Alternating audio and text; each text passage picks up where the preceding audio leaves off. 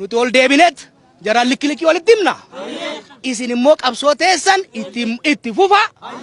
Boru hiftaanis hamma dhumaatitti qabsoon cimeeti itti deema.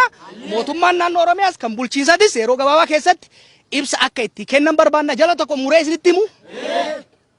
Kondominiyeemiin teenii yoo nu fixanii keessatti nu awwaalan malee Finfinnee jalan galu.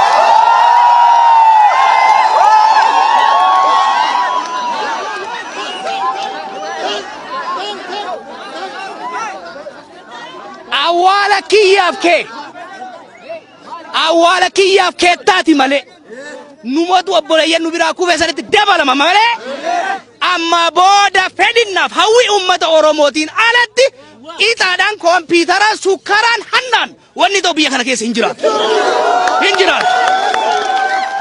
Kanaaf jabaadhaa tokkummaan keessan haa cimu onneen keessan haa cimu naamusa qabaadhaa kan isin kabaje kabaja ka daangaa isinitti darbe ofirraa deebisan isin jaa nagaa naa tura.